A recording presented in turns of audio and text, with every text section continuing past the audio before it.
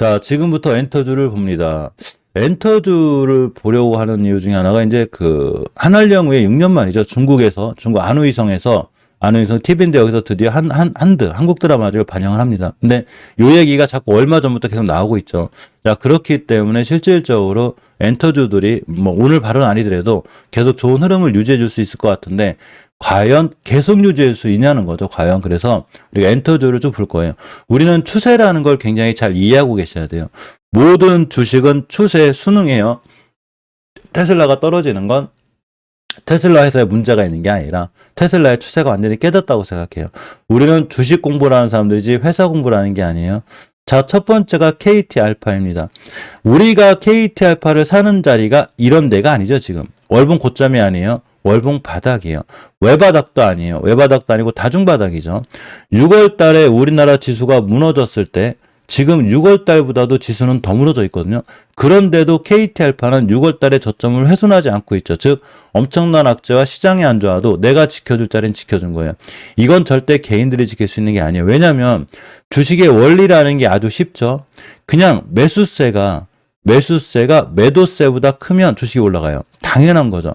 또 하나 매수세보다 매도세가 크면 주식이 떨어지는데 왜 바닥이라는 게 형성이 되냐면 여기서 매도세가 자꾸 나오는데 누군가는 여기서 자꾸 사죠. 그러니까 평평하게 옆으로 가는 거예요.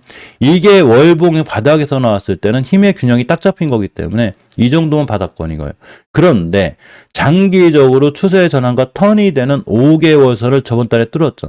그러니까 이 친구는 시장이 그렇게 안 좋아도 주구장창 음봉양봉 하더라도 결국은 주식이 꾸준히 올라가죠. 이렇게 꾸준히. 즉 우상향의 기조를 유지하고 있다는 거예요. 단 한 가지 아쉬운 건 이왕이면 여기서 샀으면 좋았겠지만 지금의 자리는 약간 애매해요. 오늘 뭐 빵 때릴 수도 있어요. 사실은 저 한알령 저것 때문에. 그런데 빵 때렸을 때 목표가는 20개선 7,200원대가 되지만 주봉에서 우리가 알고 있는 가장 강력한 수급주선으로 알려져 있는 60주선을 딱 맞았어요. 얘를 뚫기가 또 그렇게 힘들어요. 이 수급주선이 보통 뚫기 힘든 거 아니에요. 그래서 이왕이면 이런 데 사시는 게 제일 좋았고 지금 사기엔 부담이 되지만 5주선을 깨지 않는 선상에서는 아직도 보유가 맞다. 신규로 들어가실 분들도 되도록이면 5일선이나 241선 기준을 잡고 손절할 각오로 들어가는 게 맞아요. 자, TBC를 봅니다. TBC 같은 경우도 제가 오래전에 1,300원대, 1,000원 초반에 알려드렸거든요. 한 1,090원대가 좋다고. 여기서 저도 매수 타임을 알려드렸어요. 예전에. 그랬더니 빵 때리더라고요. 다시 왔어. 또 빵 때리고 다시 왔어. 또 올라가고, 그죠? 241선 밑에 사면서 제가 그런 얘기를 해요. 241선 밑에 사게 되면 241선은 그냥 가고, 여기에서 사게 되면 여기도 가고, 여기다 갑니다라고 알려드려요. 보통 주식들이 그래요.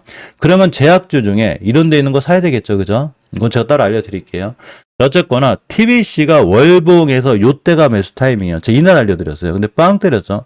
중요한 거는 목표가를 찍어버렸어요. 근데 목표가를 찍었다고 해서 못 가는 건 아니죠. 조정이 들어왔기 때문에 일봉에서 역시나 241선 깨지 않는 선상에서 매수해요. 자, 코퍼스 코리아가 난리가 났죠. 코퍼스 코리아가 지금 붕붕 날아다니고 있는데 사실 월봉의 위치가 이제는 목표가를 찍었기 때문에 굉장히 애매하고 사기가 힘들어요. 우리는 주식을 싸게 사야 되는데 이런 자리가 오지 않는 한 주식을 사지 마요. 아무리 코퍼스 코리아가 좋다 하더라도 이런 거죠. 주식이 내가 원하는 자리가 왔을 때 사야 되는 거예요. 그래야지만이 손절이라는 게 가능하죠. 손절은 짧게 내가 원하는 자리가 손절 라인이어야 되는 거예요. 즉 손절은 2%에서 수수료 포함해서 2%에서 3% 안에 짧게 끊고 수익은 15에서 20% 이런 습관을 가져야지만이 손절 두세 번, 요거 두세 번 요렇게도 수익이 나죠. 그러니까 지금 코퍼스 코리아 오늘 다시 날아가든 말든 우리는 살 자리가 없다. 저는 그렇게 생각해요. 물론 60주선만 깨지 않으면 도전해 볼 만은 해요. 수급주선이니까. 60주선의 가격이 정확하게 2,740원이에요. 70원이죠. 뭔 얘기냐면 241선 깨지 않은 매수. 대신에 깨자마자 바로 손절하셔야 돼요. 자, 버키 스튜디오입니다. 이날 상한가를 간 친구가 옆으로 쭉 돌고 다시 돌아가죠. 굉장히 좋은 친구죠. 물론 이제 이 친구는 빗썸하고도 연결이 돼 있고 비젠타가 연결이 되면서 약간 속을 시키는 종목이에요. 그런 악재들이 어느 정도 녹아내려져 있고 월봉의 위치가 굉장히 낮죠. 단지 5개월선이 첫 번째 목표가이기 때문에 딱 찍었어요.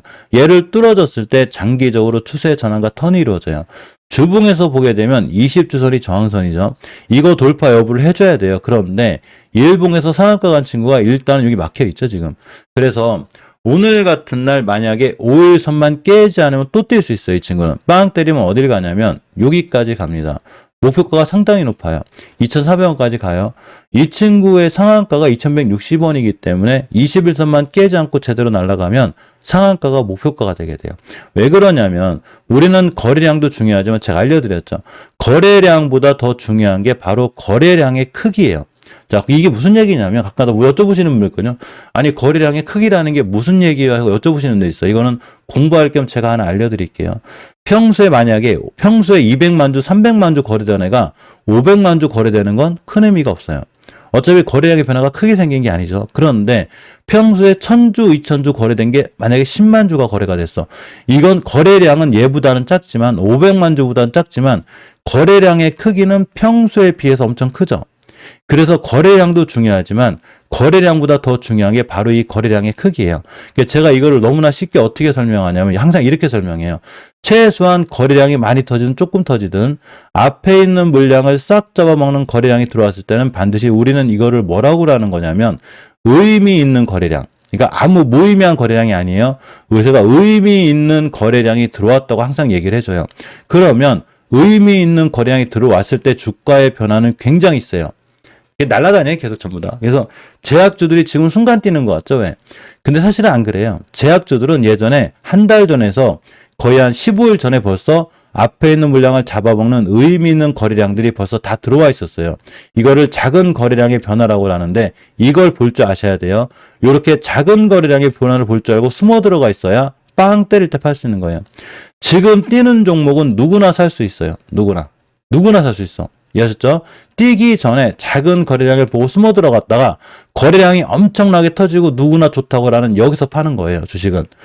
아무도 이 주식에 신경을 쓰지 않고 아무도 안 좋다고 할 때 나는 숨어 들어갔다가 누군가가 자꾸 좋다고 하고 막 좋은 뉴스가 떴을 때 바로 이때 물량을 넘기는 것. 이게 세력들이 가장 하는 패턴이고 우리는 세력들하고 같이 해야죠. 주식을. 그래야지만 내가 수익을 낼 수 있다. 세력의 마음을 제대로 이해하고 있어야 되는 거예요.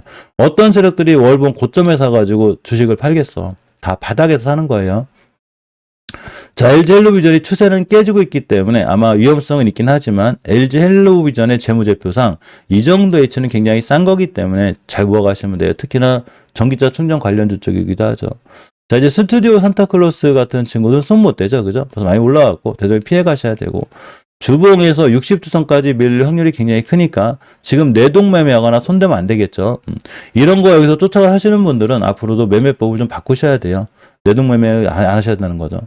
자, A스토리 같은 경우에도 보시면 월봉에서 위치가 좀 애매하죠. 사실은 제 A스토리 여기서 매수거든요. 근데 20개선을 찍어버렸어요. 여기가 저항선이에요. 물론 여기를 뚫어주게 되면 정확히 32,000원을 가긴 할 건데 지금 내가 사고자 하는 자리가 딱 하나밖에 없어요. 5주선을 이탈하지 않아야 되기 때문에 지금 매수해요. 대신에 깨자마자 뒤도 돌아보지 말고 던져야 돼요. 21선 깨자마자 왜 그러냐면 여기가 저항선이기 때문에 떨어지겠죠. 그런데 만약에 깨지 않고 추세를 틀어서 나간다면 여기도 가고 여기도 가요. 자, 콘텐트리 중앙은 월봉에서 굉장히 바닥에 있다고 했죠, 이 친구. 제가 여기서부터 매수해. 사실은, 그러니까 이런 공간에서 무서워하지 말라는 거예요. 아직도 갈 자리가 더 있고, 이제 5주선만 깨자면 더 가요. 설사 5선 깨서 이런 데가 오면, 분할로 더 모아가시면 돼요. 이런 거죠. 누군가는 콘텐트리 중앙을 여기서 사서 물렸을 거예요. 그죠? 특히 우하향에서 또 물타기 하면서 더 물렸겠죠. 그런데 저는 주식을 어디서 사냐면 항상 이런 데서 사요. 제가 카카오페이를 자꾸 비교를 해야 되는 가장 큰 이유는 많으신 분들이 카카오페이를 손해를 보고 카카오뱅크를 손해를 봤다 하더라도 최소한 우리하고 우리 멤버님들은 손해를 안 봐요. 왜 그러냐면 우리가 카카오페이를 처음 손댄 자리가 어디냐면 이 공간에서는 절대 제가 사지 말라고 그랬거든요. 손도 대지 말라고 그랬어요. 절대 사지 말라고. 물론 제주의 사람들도 제가 못 사게 해요. 제가 카카오페이를 만약에 처음 매수한다면 처음 매수 타이밍이 여기예요. 여기밖에 살 자리가 없어요. 근데 정말로 운이 좋게 이때부터 계속 올라갔어요. 32,000원짜리가 거의 6만원대를 갔기 때문에 80%를 갔어요. 남들은 카카오페이로 엄청나게 손실을 봤을지언정 우리의 카카오페이의 첫 매수는 80% 수익이에요. 너무나 쉽죠. 이렇게 할 수 있는 이유는 딱 하나예요. 주식을 싸게 사려고 노력하기 때문에 그런 거예요. 내동매매하지 않고 특히 월봉 고점에 사지 않고 바닥에서 사는 거죠.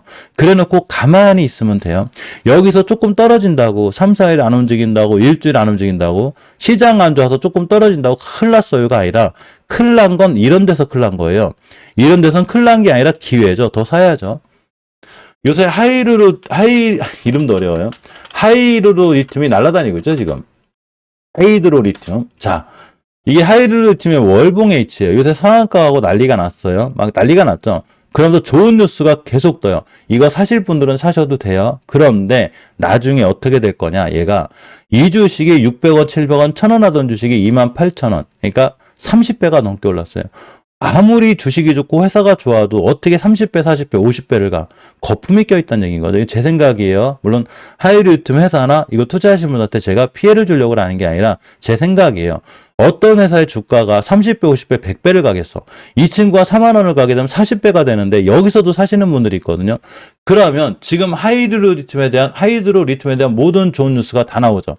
막 지금 뭐 그 하얀 석유 막 이래가지고 그럼 내가 여기서 물렸다. 어떤 결과를 갖고 오게 되냐면 이건 한미글로벌이라는 주가예요. 자, 네온시티 관련해서 한미글로벌이 엄청나게 좋은 호재가 떴을 때가 여기예요. 그런데 막 난리가 났죠. 이날도 난리가 났어요. 여기서 물리자마자 반토막 났죠. 지금 얘가 끝났냐? 5개선 깨는 순간 제자리를 오게 돼요. 그럼 손실률이 이제 마이너스 20%가 아니에요. 계좌가 반토막, 반에 반토막 이렇게 나요. 그러면 결국 팔게 되고 주식은 도박인가 봐? 이렇게 되는 거예요. 주식은 도박이 아니죠. 그래서 우리가 주식을 사야 되는 위치는 무조건 월봉 바닥이어야 되는 거예요. 이건 한신기계 주가인데 이때 제가 알려드렸죠. 사지 말라고. 조심하라 했더니 6패대기로 먹었어요. 아니 이렇게 좋은 회사의 주가를 왜 사지 말라고 그러나 이제 시작이라고. 1,000원짜리가 15,000원을 갔는데 어떻게 주가가 이제 시작일까요? 이제 끝난 거지. 그죠? 그럼 어떻게 됐냐? 이걸 떨어진 걸 맞춘 게 아니라 너무나 당연히 떨어지죠. 당연한 거예요. 여기서 뛰는 건 설거지하는 거예요, 지금. 요거에 걸리면 안 된다는 거죠. 이건 제가 테슬라도 얘기해 드렸죠. 저는 테슬라가 떨어질지 올라갈지 모르겠지만 최소한 예전에 8달러 하던 게 400달러 갔는데 여기서 뭐 얼마나 더 올라가겠어. 그죠? 당연히 우하향이요. 트위스터를 인수한 거랑 상관이 없어요. 너무 많이 올라갔기 때문에 누군가는 좋은 뉴스와 함께 여기서 차익 실현을 한다는 거죠. 그런데 콘텐트리 중앙의 위치가 여기가 아니죠, 지금.